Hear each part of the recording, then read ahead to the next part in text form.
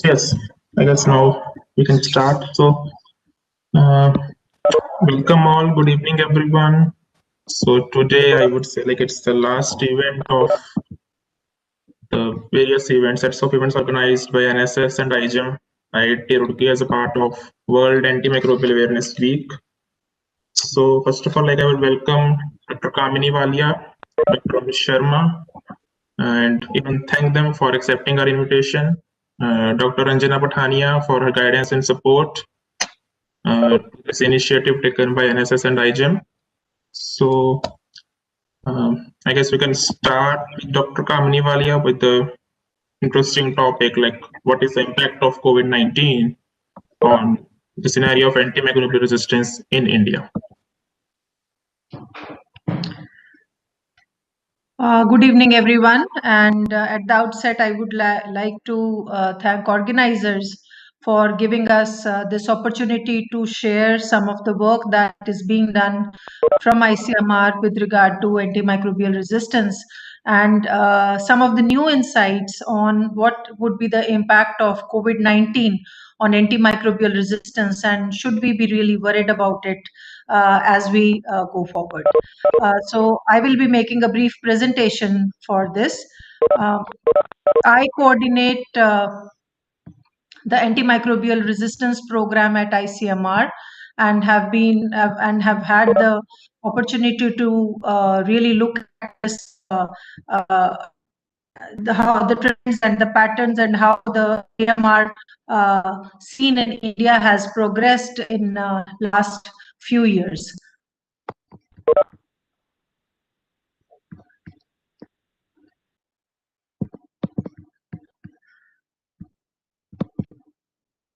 Just confirm if my slides are visible. Yes, ma'am. Okay. So I really like the choice of the topic for this, and it is very, we should be talking about the impact of antimicrobial resistance and COVID-19.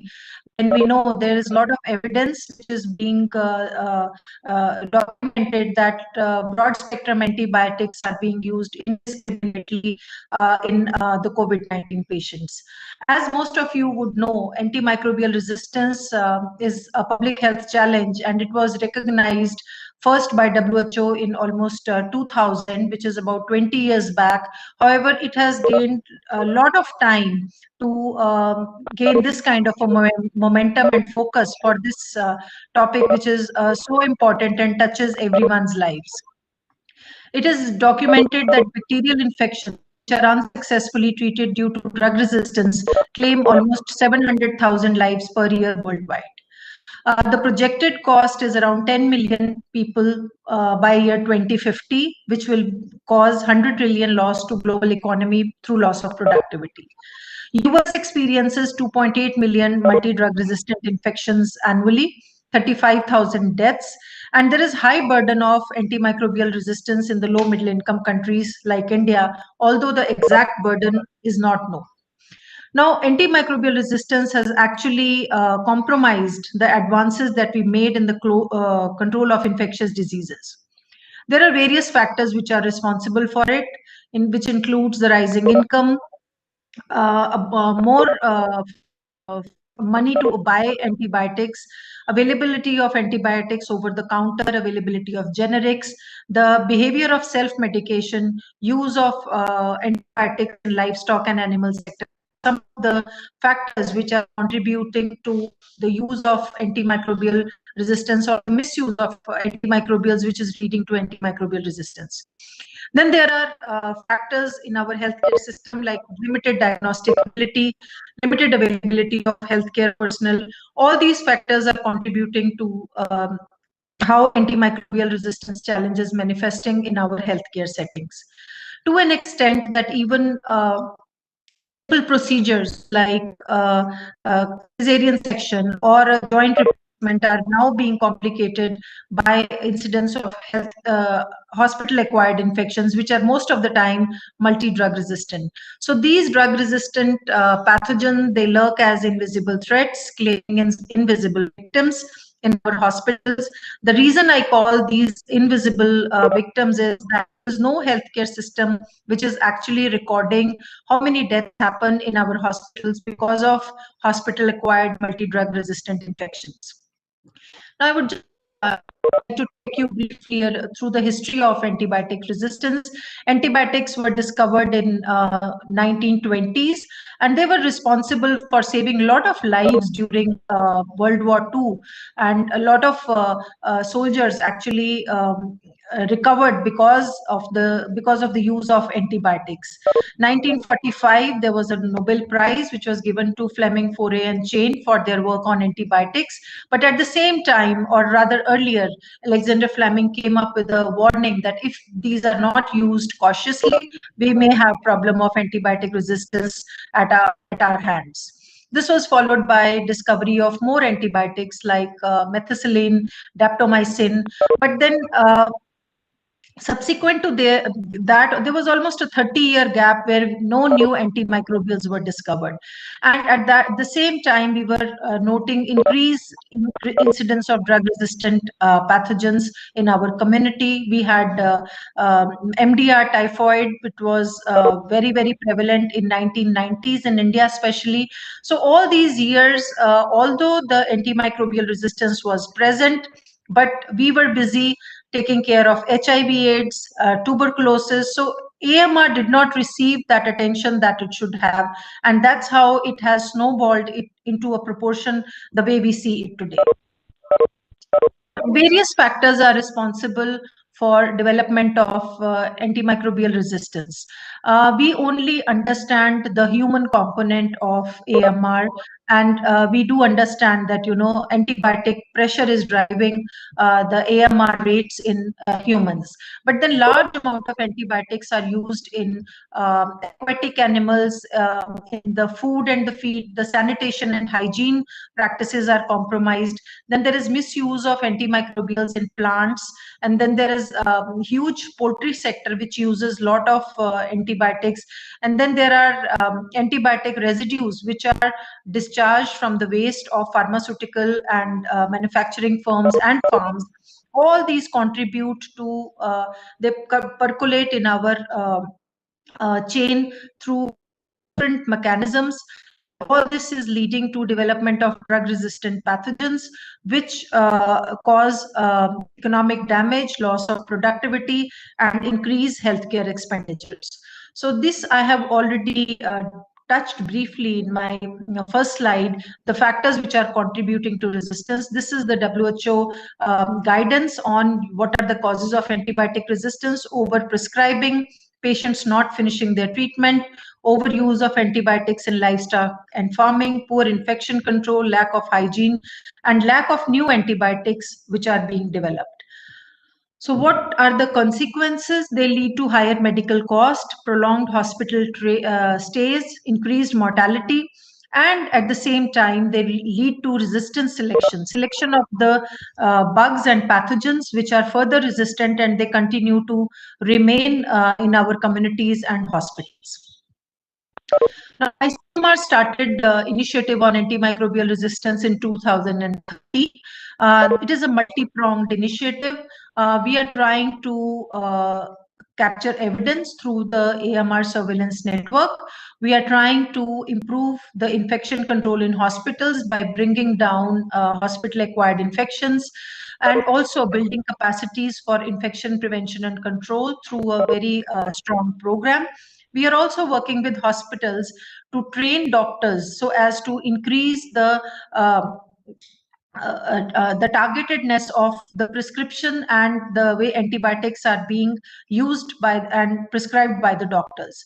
So this is done through antimicrobial stewardship program, where we have the we are helping doctors to create antibiograms and treatment guidelines for their own hospitals, and capture and monitor antimicrobial consumption and implement other antimicrobial stewardship strategies. Now, what are the current trends of AMR in India? Not very promising. Almost 40% of the staph aureus are resistant to methicillin, which is 40% MRSA. Carbapenem resistance has been increasing by 5 to 10% every year, something which was not there by 2005. We almost have 30 to 40% carbapenem resistance in E. coli and Klebsiella now. 60 to 80% ciprofloxacin resistance in E. coli and Klebsiella pneumoniae. 70% of the infections that we see in our network, which is mainly a tertiary care hospital network, are caused by gram-negative pathogens. And gram-negative pathogens have a very strong propensity to acquire mobile genetic elements. Acinetobacter baumannii, for example, has 70% carbapenem resistance and 30% resistance in some of the centers to colistin, which is alarming. Salmonella typhi is now sensitive to ampicillin, chloramphenicol, and cotrimoxazole. All the three are narrow-spectrum drugs, and there is high resistance to fluoroquinolones in Salmonella typhi. And increasing MIC to ceftriaxone, which is the current line of treatment, is also being reported. Now, we all know that COVID-19 patients a lot of COVID-19 patients are now finding their way to hospital. They are admitted in the wards or the ICUs. Now, viral pneumonias and bacterial pneumonia have very overlapping symptoms. And most of the time, it is very difficult for the doctor to differentiate between the viral pneumonia and the bacterial pneumonia. And that's where the empirical treatment starts. Although there is no evidence for the bacterial infection, but the patient receives antimicrobials. And that is what the concern is in India as well as globally, that we are going to misuse the antimicrobials so much that we are going to further see increased levels of drug resistance in COVID-19 patients. So we are using more antibiotics in our fight to save COVID-19 patients from bacterial co-infections. And it is important to consider how this could affect the prevalence of antibiotic-resistant bacteria post-COVID-19. Very few studies have been published. This is one meta-analysis of 24 small studies which have been carried out in patients hospitalized for COVID-19. Co-infection was reported in 3.5% of the patients. That means when the patient reaches hospital, whether they have a bacterial infection or not, only 3.5% of the patients had bacterial infection when they reached hospital. But 14% of the patients with COVID-19 who were admitted in a hospital acquired secondary infection, which is a hospital-acquired infection. 5.9% in hospitalized patients and 8.1% in critical ill patients. Over 70% of the patients received antibiotics, with majority constituting broad-spectrum agents such as fluoroquinolones or third-generation cephalosporins. Now, if we look at what is happening in the Indian hospitals, this is data from the ICMR network hospitals, which are 4 hospitals, and two are private hospitals and 2 are public tertiary care hospitals with state-of-art microbiology labs. Now, as you can see in the hospital number 1, 62 patients had positive culture for bacterial or fungal infections out of 370 patients. What is alarming is that 50% of the patients died. The same is true for most of the hospitals. These patients also have comorbid conditions and most of the time have polymicrobial infections, which includes Klebsiella pneumoniae, Acinetobacter baumannii, Pseudomonas aeruginosa, and E. coli. These are the 4 top priority pathogens which cause infections in COVID patients. Outcomes are very when patients have Klebsiella pneumoniae. This is the breakup of the strains that we found in these patients. What is also enlightening is the number of fungal isolates. We could see Aspergillus, Candida, and other fungal infections as well. This goes to the credit of the labs who are able to diagnose fungal infections, because few years back, very few labs in India were reporting fungal infections. Most of the infections are caused by gram-negative, almost 74%. Now, I would just bring your attention to the table at the bottom of the slide. When we look at the Klebsiella pneumoniae infection, this is data for 1 month from one hospital. 47 of the patients who got Klebsiella pneumoniae infection, 36 died, thereby bringing us to a mortality rate of almost 76% with Klebsiella pneumoniae and 63% with Acinetobacter baumannii. So it is best that the patients do not acquire infections in hospitals. That means infection prevention and control has to be very well. It has to be up to the mark.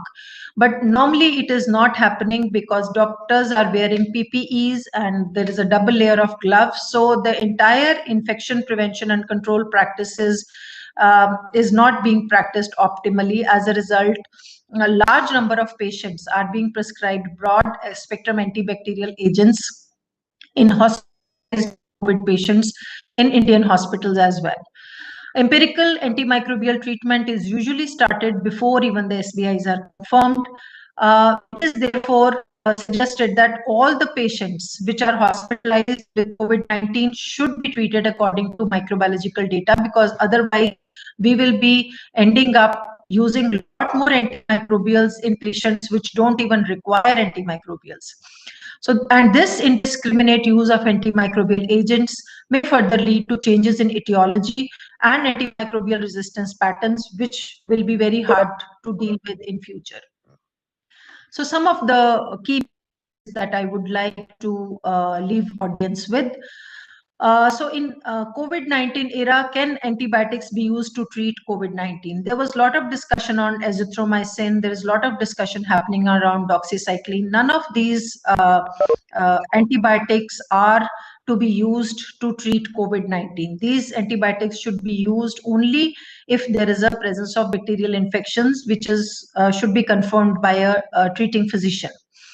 Viral COVID-19 is just like any other viral respiratory infections like flu. Just the way we advise that no antibiotics should be taken in the flu, the same principles apply to handling of COVID-19 infections as well. When can antibiotics be administered to patients with COVID-19? Only when they develop bacterial co-infections. If the patient is not hospitalized and in the community, most likely he will have gram-positive infections or gram-negative infections. In that case, a broad-spectrum antibiotic, something like amoxiclav, is recommended. The patient develops bacterial co-infection. If they are therefore possible that, especially in severe case of COVID-19 treatments, patients may receive antibiotic treatment along with other treatments if the patient is very severe. Again, advise against the self-medication with antibiotics. Do not try to diagnose yourself or medicate yourself. Follow the healthcare professionals' instructions and only take antibiotics if prescribed. Good hygiene and sanitation are the two best ways, not just to avoid COVID, but also to keep bacterial infections away. And the same principles of good hand hygiene, hand washing, alcohol-based sanitizer, covering your nose and mouth while coughing, using disposable tissues and disposing them properly, and good hand hygiene even upon removing mask. All these principles hold good for avoiding bacterial infections as well and should be practiced. Thank you. I'll be happy if to answer if there are any questions at this stage. Yes, ma'am. We did ask some of the students like fill up the form for the questions. So like if any of the participants has any questions at this point of time, they can put it in the chat box, and like then I can follow up with the questions which we had received so far. Right now, I can't see any questions here.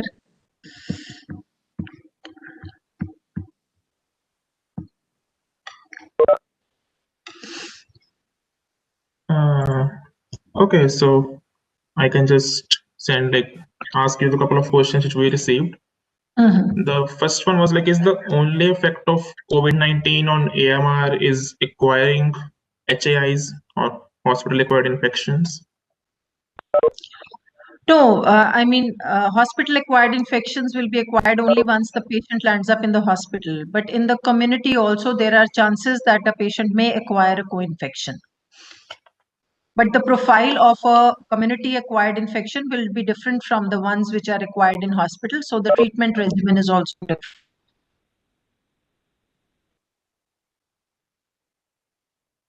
Okay, so the next question is like, how does COVID-19 affect resistance developed against other diseases? The question is not clear to me. Yeah, so I guess they just want was like how the new virus which you have COVID-19 is impacting the resistance which is like developing against other diseases. So sort of unclear, but I think it's just the relation between COVID-19 and AMR, like how this resistance is impacted by the COVID-19. Well, the patient is going to. There is also some discussion, which I would, the point that I would like to touch here, because most of the patients are also receiving mild doses of steroid, low dose steroid therapy is also being given in these patients. So, a lot of empirical treatment is given in these patients who are receiving mild dose of low dose of steroid. But the doses which are recommended, I think, or being used does not warrant antibiotic cover. So that's another reason, a lot of people are worried about co-infections or drug-resistant infections. But if you are in a community and you are practicing good hygiene, taking care of yourself, I don't see a reason. I mean, your chance of acquiring co-infection is almost as much as any other person, bacterial co-infection, or any other viral flu-like situation. Okay, ma'am. So just one last question we have, like, what are your thoughts about alternative therapies for AMR infections in India? Like we have phage therapy or some other therapies, alternative therapies for AMR infections. Yeah, there has been a lot of focus on phage therapy, and it does work in some situations, but a large-scale trial on using phage therapy to treat drug-resistant infections has still not been done. So I will not be able to comment on it as to how it behaves on a large scale. I mean, few patients have recovered, but that cannot be really applied on a larger picture. One more question, I guess we have in the chat box, like, can AMR become a pandemic in near future?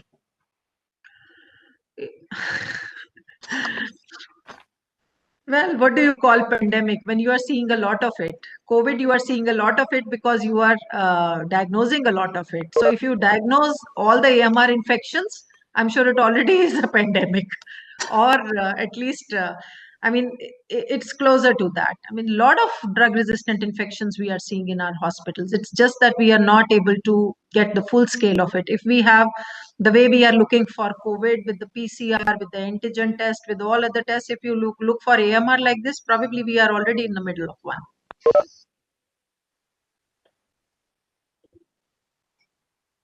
And ways to curb it? One more question. Yeah, I saw that question, but I think I addressed it already.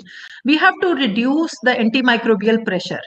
Basically, every bacteria will become resistant to the antibiotics to which it is subjected to. And the only way we can control it is we reduce antibiotic pressure. And how do you reduce antibiotic pressure?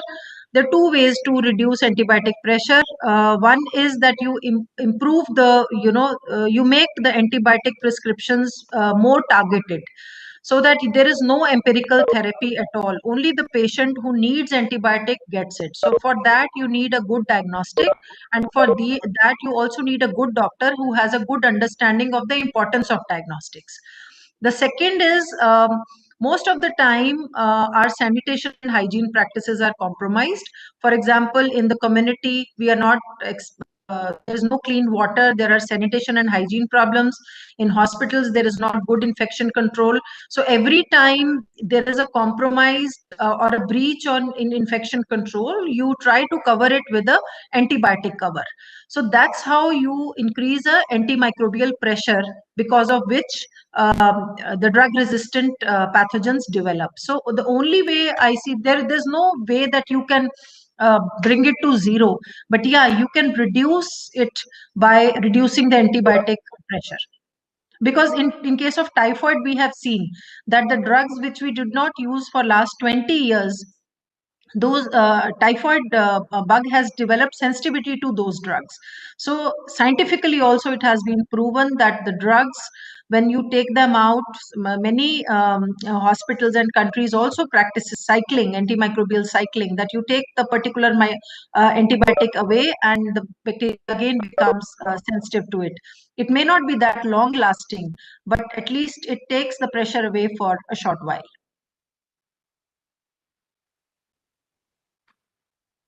Thank you, ma'am. I guess we have one more question then, like in the chat box itself.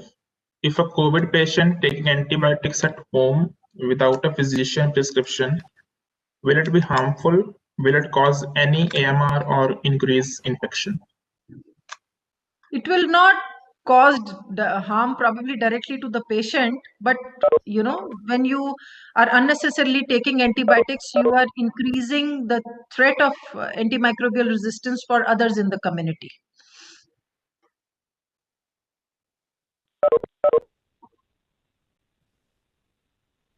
Okay, so I guess we now don't have any more questions right now. So in case if anyone still has any question, they can ask, and we'll try to address that at the end of the session.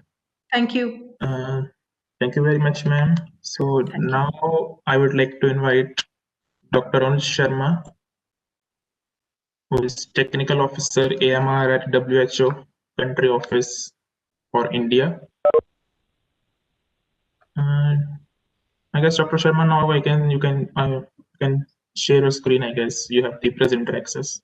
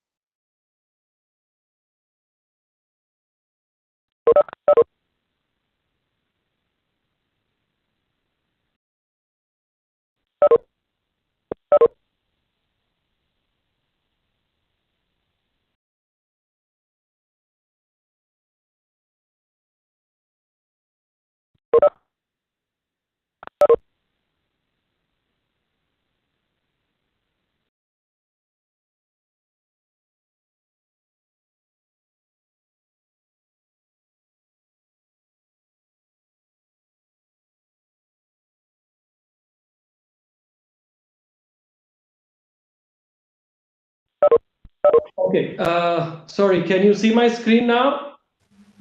Yes, sir. Okay. So I will be talking on the WHO initiatives for containment of antimicrobial resistance. And are you able to see the full screen presentation? Not full screen. It's like the present slide is on the left side and the next slide is also shown. Okay, let me just close this and start this again.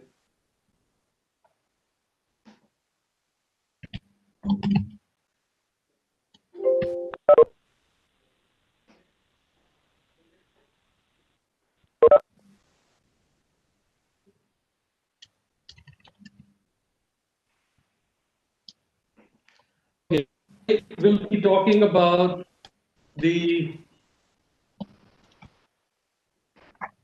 WHO initiatives for containment of antimicrobial resistance. And are you able to see my screen now? In full screen mode? No. Yes, sir. Okay. So I will be talking about WHO initiatives for containment of antimicrobial resistance. And as you know, WHO is the United Nations lead agency on health, and it has 3 tiers. It has headquarters in Geneva, 6 regional offices, and close to 150 country offices. And I am at the country office for India. Now, just a brief background, antimicrobials and antibiotics. You keep hearing these words. Antimicrobials is a broader term. It includes all microbes, which include bacteria, viruses, fungi, and parasites. And so the antibacterials are used for bacteria, bacterial infections like typhoid, tuberculosis, gonorrhea, leprosy. Antivirals are used for viral infections, for example, HIV, influenza. Antifungals are used for Candida, Aspergillus, and other fungal infections. Antiparasitics are used for malaria, amoebiasis, giardiasis, etc. Antibiotics, on the other hand, is a narrow term, focuses only on antibacterials, but it is used much more often because it is easily understood by the public. Now, just one slide why, and I would like to focus on the pandemic, which has led to widespread overuse and misuse of antimicrobials, as beautifully explained by Dr. Kamini. And this has actually put a lot of pressure on AMR surveillance, because the microbiology labs which did the COVID testing are the ones which are also involved in surveillance of antimicrobial resistance. And also the samples reduced because a number of hospitals became dedicated COVID hospitals, but at the same time, other health problems did not disappear. So a lot of patients were unable to get the attention that they needed, and especially for bacterial infections. But also a silver lining. COVID taught us how to maintain physical distance and keep our hands clean. So it is not just a dull scenario all the time. The silver lining was it led to clean hands led to reduction in infections and a reduction in infections per se, not just COVID, but also all other kind of infections. And masks also help to reduce other respiratory infections like tuberculosis, influenza, etc. So just a comparison, AMR is definitely, as Dr. Kamini mentioned, a slow-moving potential pandemic. And by 2050, it is estimated that we may have 10 million deaths per year, one death every 3 seconds globally. Compare this with 1.4 million deaths up till now due to COVID in the last 10 months of 2020. 10 million is a much higher figure than the current COVID deaths globally. And the cumulative costs of antimicrobial resistance by 2050 are going to be 100 trillion US dollars or 7.4 quadrillion rupees, or Padma. And Padma is, one Padma is 100 Nils, which is 10,000 Kharabs, 10 crore Arabs, or it's a huge number. So the potential for AMR being a huge impact is a lot. But it's also important to understand it's a multi-sectoral issue. It's a complex multi-sectoral issue. That is why a One Health approach is essential, because it's not just human health which is responsible, it's also animal health which is extremely important. Because 70% of antibiotics are used in the animal sector for growth promotion. And antimicrobial use for livestock, especially food animals, is expected to increase due to the increasing demand for proteins. Also, environment is another amplifier for the AMR resistance as well as the antibiotic residues. And so it is extremely important that all the key stakeholders come together, not just human health, but everybody comes together for a One Health approach for AMR containment. Now, as Dr. Kamini mentioned, WHO came out with a global strategy for containment of AMR in 2001. Unfortunately, it was launched on 9/11. On one hand, you had the Twin Towers coming down, and this was being launched simultaneously. Therefore, it never got the attention it deserved. Also, the SARS pandemic in 2003, followed by the influenza pandemics, put AMR on the back burner. But WHO sort of identified AMR as a priority, and it became the theme of the World Health Day in 2011. Slogan was combat drug resistance. No action today, no cure to borrow.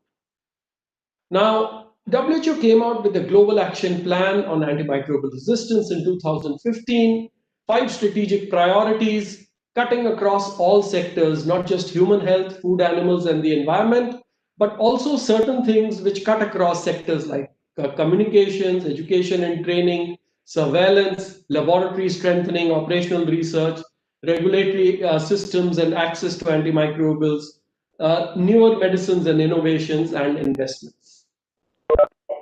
Also, WHO partners with FAO and OIE as the tripartite to develop joint resources on antimicrobial resistance, integrated surveillance of AMR. Also, FAO and WHO work on food safety together to establish international food standards under the Codex Alimentarius. Also, the tripartite have a monitoring framework on AMR progress in countries, and this is also a WHO priority across our offices at headquarters, regional offices, and the country offices. The national action plans on AMR, the global action plan in 2015 was endorsed by the member states and the tripartite, and 143 countries out of 194 member states of WHO have a national action plan, and these 143 countries represent more than 90% of the world population. And the tripartite AMR country self-assessment survey is a One Health survey for AMR containment, also has been endorsed by the World Health Assembly. In 2014, WHO came out with a global report on surveillance, which identified widespread high levels of AMR across the world, and it looked at availability of national data on resistance for 9 AMR indicators or 9 drug-bug combinations.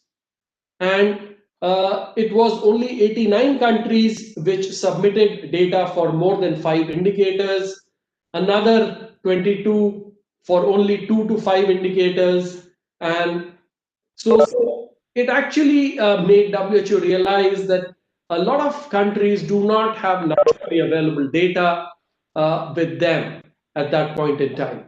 This also led to the global AMR surveillance system to be established, starting with human antibiotic resistance, but now it has expanded to include antimicrobial use and consumption, and also fungi are going to be included next, and it will also expand into the food chain and the environment subsequently. Currently, 100 countries are submitting data to WHO GLAS, including from India. ICMR and NCDC submit data to GLAS. WHO has a lot of technical resources, reports on AMR to help at the global level. Also, preventing infections, infection prevention and control is a key priority area. There are a lot of implementation manuals, guidelines, assessment frameworks, and tools. WHO works on developing models for vaccines, especially AMR in new vaccine development. But at the same time, it's also important to realize, in addition to human health, IPC is also important to reduce AMR in food animals and the environment, especially in animal husbandry, dairying, aquaculture, and pharmaceutical manufacturing. WHO also has 2 important guidelines, critically important antimicrobials and the essential medicines list. And these actually, the essential medicines list was updated last year, and it actually came out with the AWARE classification, access, watch, and reserve. And this helps the countries to guide their antimicrobial use. And the recommendation is that 60% of antimicrobial usage in countries should be from the access group, which should be available at all times. These are narrow spectrum antibiotics, and the reserve antimicrobials, which are colistin and some of the cephalosporin, which are the last resort options, should only be available, should only be used when other alternatives have failed. So reduce the consumption of reserve and watch antimicrobials, and more use of the access antimicrobials. The CIA list, the critically important antimicrobials for human medicine, classifies all antimicrobials as important, highly important, and critically important based on 2 classification criteria. And critically important is divided into 2 subgroups based on 3 prioritization criteria, the highest priority and high priority. And the highest priority are the ones which are recommended not to be used in food animals in the WHO guidelines for antimicrobial use in food animals.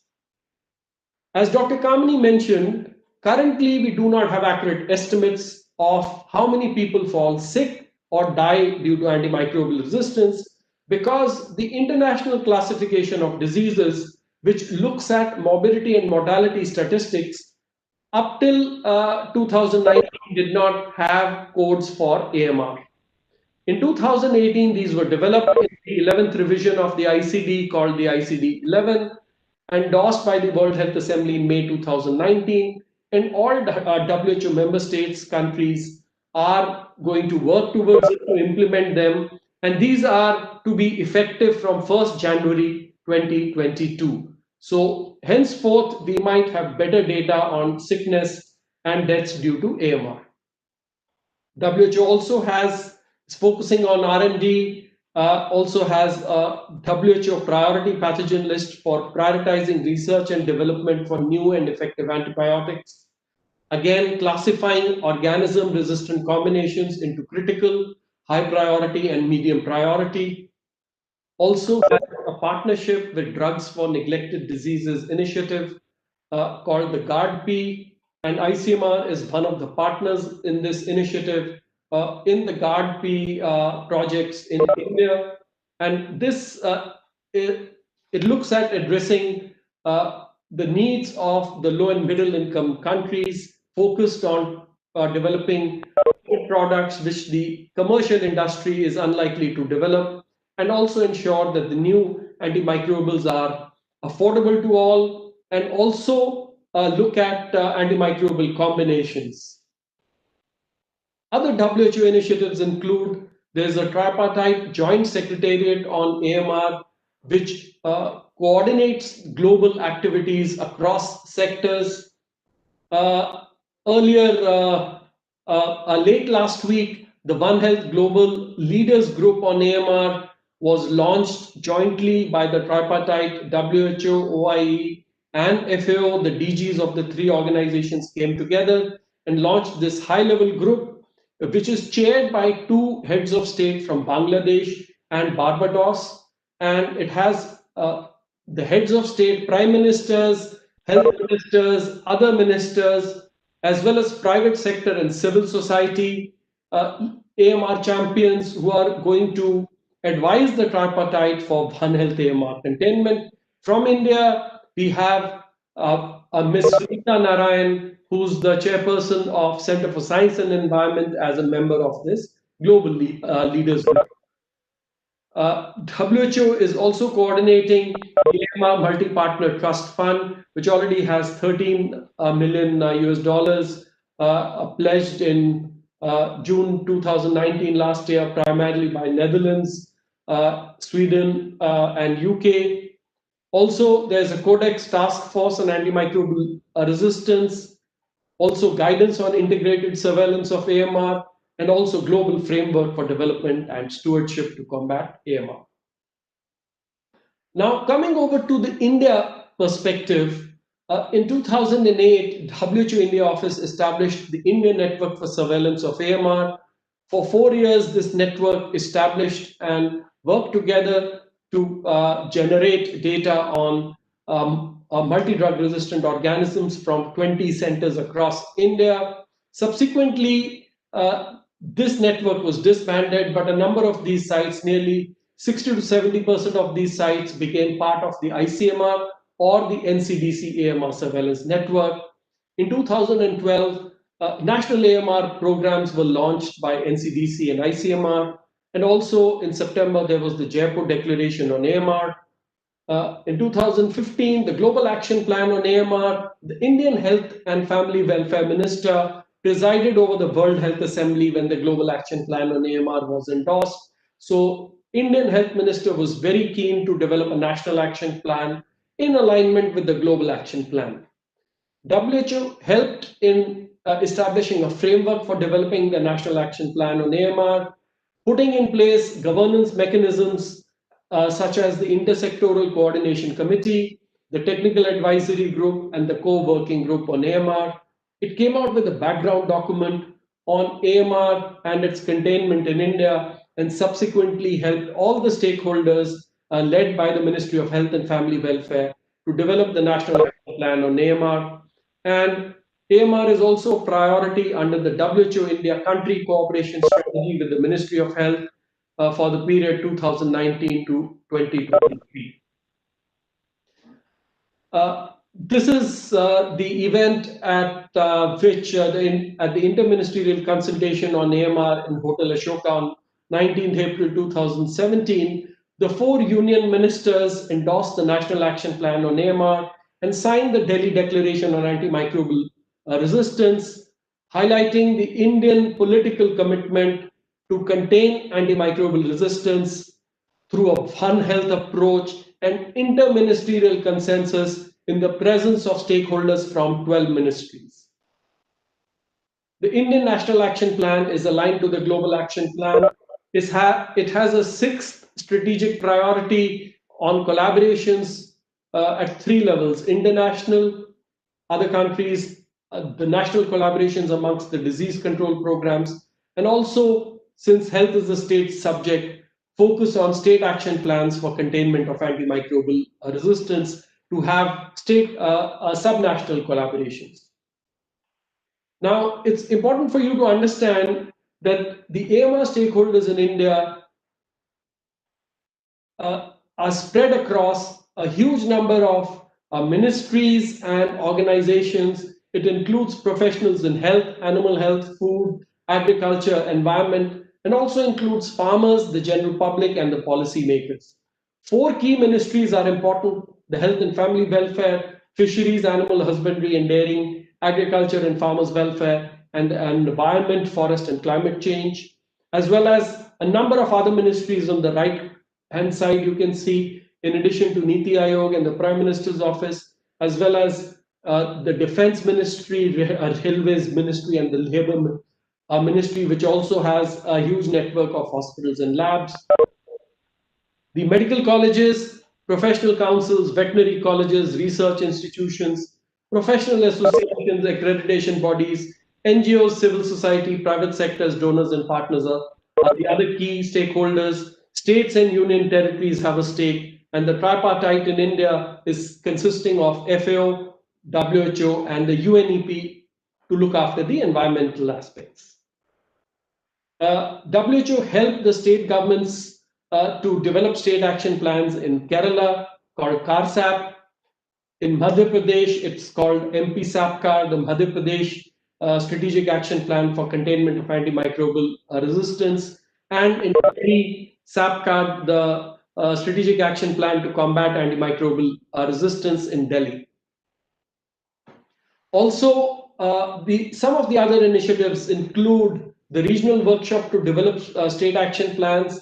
This was organized in Kochi on 31st Jan, 1st February, a day after the first case of COVID was reported from Kerala, but the Kerala health minister came for this workshop and the health secretary, despite being extremely busy. We also have the National Patient Safety Implementation Framework that WHO helped the ministry to develop, as well as national guidelines for infection prevention and control in healthcare facilities.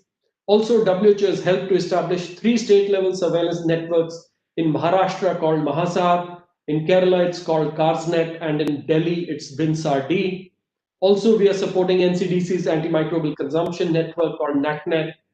We are also the technical partner for the India-Netherlands collaborative project on One Health AMR in Krishna district in Andhra Pradesh, and also have an ongoing ESBL E. coli tricycle project, which is currently uncertain whether this will go ahead, but we will definitely revive this after the pandemic.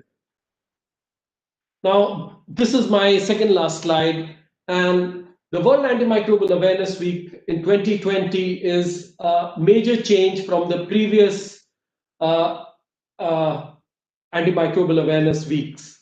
This was started in 2015 as the World Antibiotic Awareness Week, primarily because antibiotic was much better understood by the general public. And in 2016, FAO and OIE joined WHO, and since then, this has been a tripartite event. WHO focuses on human health, and FAO and OIE focus on food and the animal sector. Two major changes this year.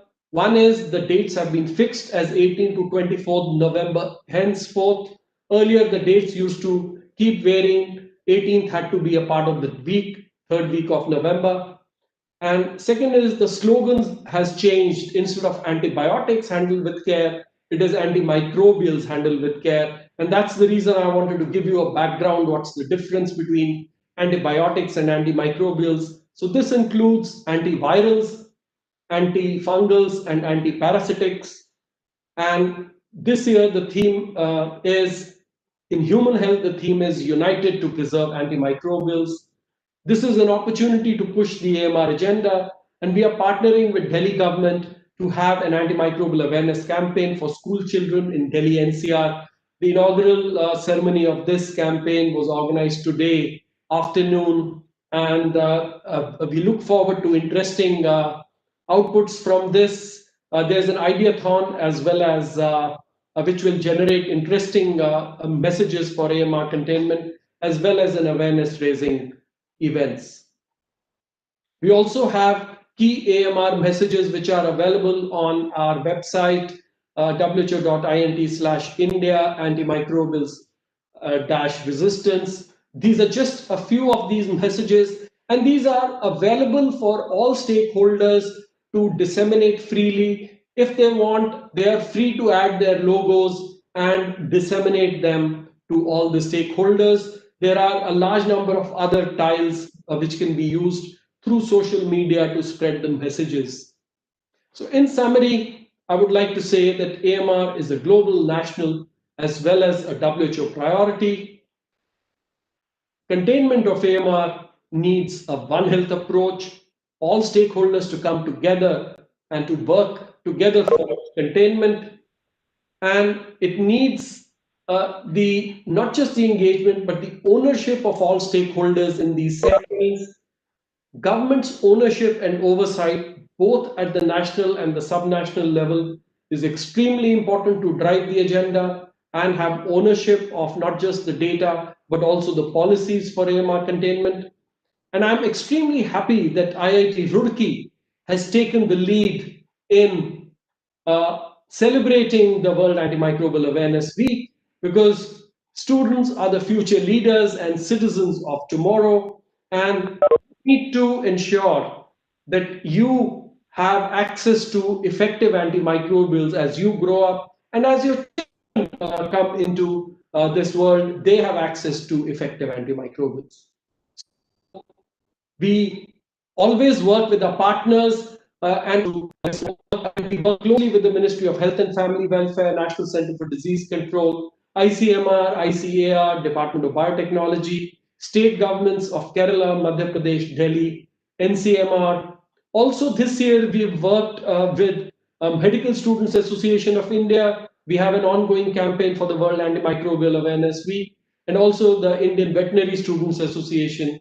And also we work with FAO, the Embassy of Netherlands, Fleming Fund, USAID, CDC, REACT, Center for Science and Environment, and professional associations and organizations, civil society like IMM, IMA, Medical College, Thiruvananthapuram, Amrita Institute, Harke Foundation of India, Chintan, CMC Vellore, PGI Chandigarh, and DSPRUD. So thank you very much for organizing this event, and I'm extremely happy to be a part of this event that you've organized. Thank you very much. Thank you very much, Dr. Sharma. And I think if any of the participants has any questions, they can use the chat box. I see there is one question in the chat box. If we come up with a well-defined idea for alternate treatment of AMR, how can the WHO help to start from the level 0 to final implementation and to reach the patients?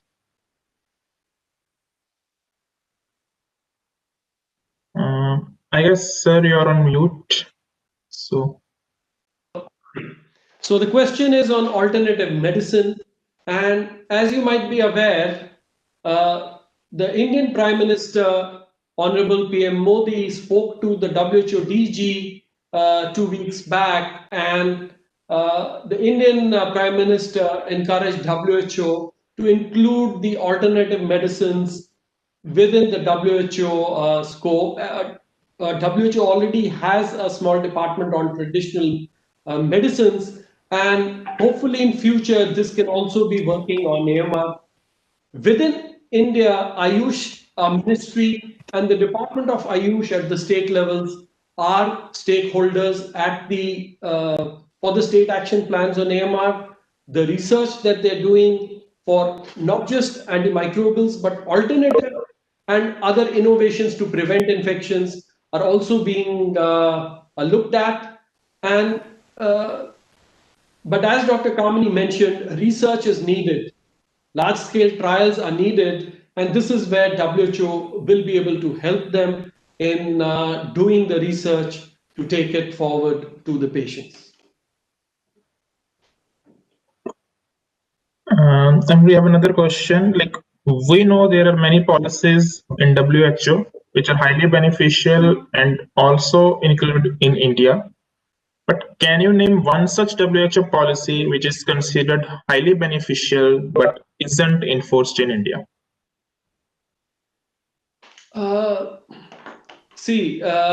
One of the key things is that, as Dr. Kamini mentioned, that we need to have good regulations in place. And India does have good regulations in place. Unfortunately, fortunately, we have strong regulations which have, there is a Schedule H, there is a Schedule H1. That means all antimicrobials have to be dispensed only on prescription of a registered medical practitioner. Unfortunately, this regulation is not strictly observed in India.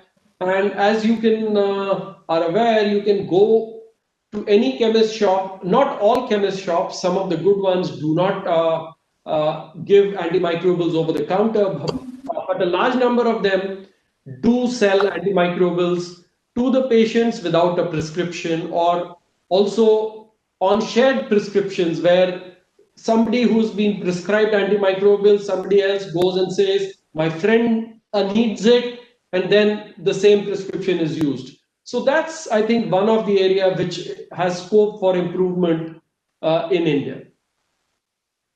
You just mentioned about the prescriptions, and without prescription, there should not be drugs given to the patient. So I guess the next question is that only. I guess it would be relevant for both of you. Like as in foreign countries, without prescription, no drug is given, which stop the misuses of antibiotics. So should India also come up with such a law? I guess Dr. Walia and Dr. Sharma, I guess both of you can address this question, since it comes under ICMR as well as WHO. I would have Anuj reply first, and then I can give my comment. Okay, I was going to say ladies first, but okay, I'll go ahead. In foreign countries, the system is very stringent, and there are reasons it is very stringent, because the problem of access is not there. Unfortunately, in India, a large number of children die due to pneumonia, due to the lack of access to antimicrobial. So in Indian setting, it's a very difficult choice to have very stringent control over antimicrobials, especially in remote villages where you don't have doctors. Access to medicines and antimicrobials is a huge challenge. So in Indian setting, we have to look at both the problem of access to antimicrobials and also ensure that we do not have excess of antimicrobials, excess use of antimicrobials. So for the Indian setting, I would urge a balance approach, balance excess, controlling excess use of antimicrobials while ensuring access to antimicrobials. Thank you, Dr. Anuj, for highlighting very important area, which is like lack of doctors, for example, in rural areas. When the doctors are not there, then you cannot block a patient from accessing an antibiotic. But something which is worth mentioning here is that in India, we are using a lot of broad spectrum antimicrobials. Now that is something which needs to be addressed and curtailed, and that is something which Schedule H or Schedule H1 promises to address. So we really need good implementation through DCGI so that the broad spectrum antimicrobials are not misused. If we look at some of the latest reports which have been published or latest data which is available, the FDCs, the fixed dose combinations, 60% of the fixed dose combinations are based on broad spectrum antimicrobials. Now, this is a gross misuse of broad spectrum antimicrobials, which are used with so much caution and care in other countries. So in absence of our diagnostics, we want to cover for everything. We want to cover for gram positive, we want to cover for gram negatives, and that's what is actually leading to overprescription of broad spectrum antimicrobial agents.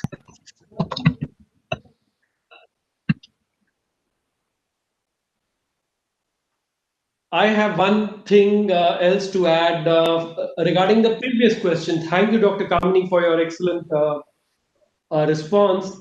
There is another WHO guideline, is the core components for infection prevention and control. The minimum requirements for infection prevention and control in WHO member states. These stipulate that all countries around the world should have a national program on infection prevention and control. Having a designated national focal point for infection prevention and control, who oversees the enforcement of stringent infection prevention and control across the healthcare facilities. There are excellent initiatives by ICMR. ICMR has an HAI surveillance network. NCDC is also trying to put together something. But again, there needs to be the ministry ownership for this initiative, and there needs to be dedicated funding for ensuring. And hopefully this COVID pandemic will ensure, because the COVID pandemic has highlighted the need for infection prevention, especially hand hygiene, masking, and physical distancing are all measures to prevent infections. So because of the COVID pandemic, we might have yet a national program for infection prevention and control at the national level, which can then oversee state level programs across all states to ensure all healthcare facilities provide quality care which is safe to all the patients and the healthcare workers. Thank you, sir. I guess there is one question which I don't know it makes sense, but I think we can share to discuss, like what work will be assigned to us under NSS. I think it's better to reframe it in the way, like if ICMR and WHO Office for India, they can, you can say, collaborate with NSS on a national level, or to make it a compulsory initiative for all the colleges or all the NSS of all the colleges to focus on this. Like IIT Roorkee has done that, but I guess we can take it to the national level to make it compulsory for all. So like, what are your views on that? This is an excellent initiative, and WHO will be proud to partner with NSS across all the institutions across India. As I mentioned, we are already partnering with the Medical Students Association of India. We are working with the Indian Veterinary Students Association. We're also working with DSPRUD on school children. But the college students are extremely important across India, and NSS would be an ideal sort of entry point for spreading the message. And we can explore a collaborative effort for AMR containment and how this can be sort of synergized, catalyzed by the future leaders and the future citizens of tomorrow. The next one is like, how can the common public be a part of ICMR or WHO programs?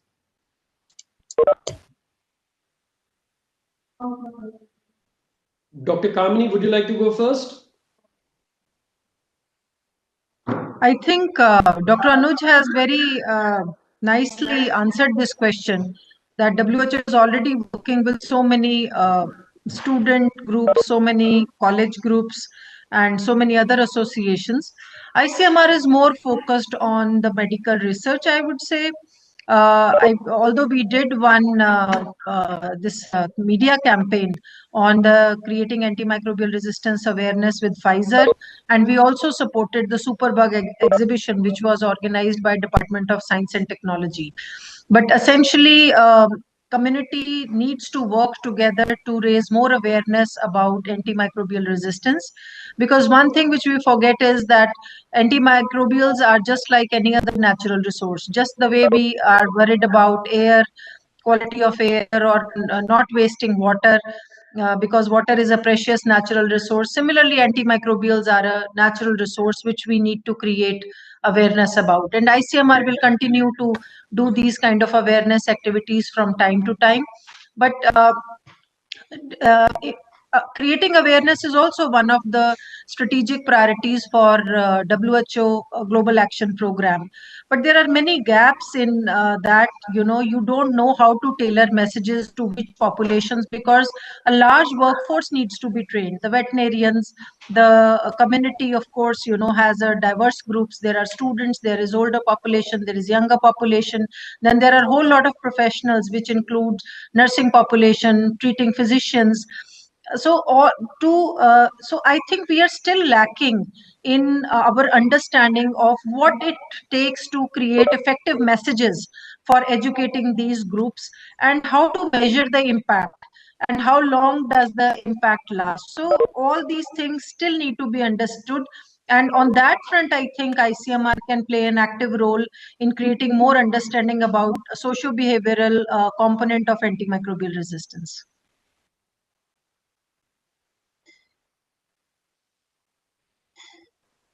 Thank you, Dr. Kamini, for that excellent thing, and we look forward to the operational research, and especially the behavioral, the socioeconomic behavioral research on AMR, which can really guide the messages to the tailored audiences.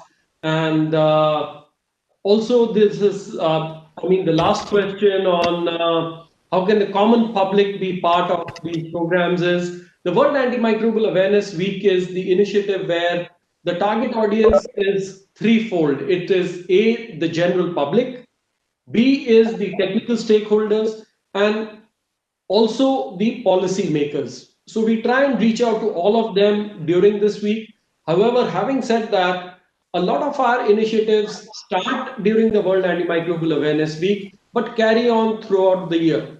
Just for example, the Medical Students Association of India AMR campaign that we are supporting is going to carry on till February 2021. It's already started on their website and social media channels, and this will carry on till February 2021.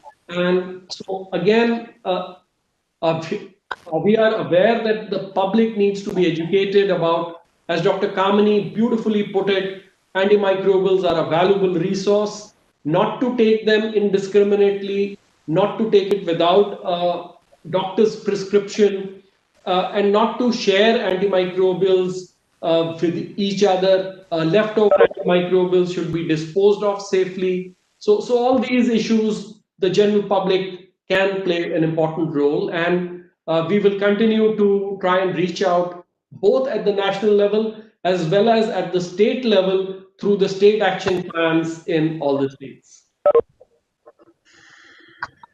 I guess that's the end of the questions we have. So I would like to thank both of you for again accepting our invitation and being a part of this World Antimicrobial Awareness Week.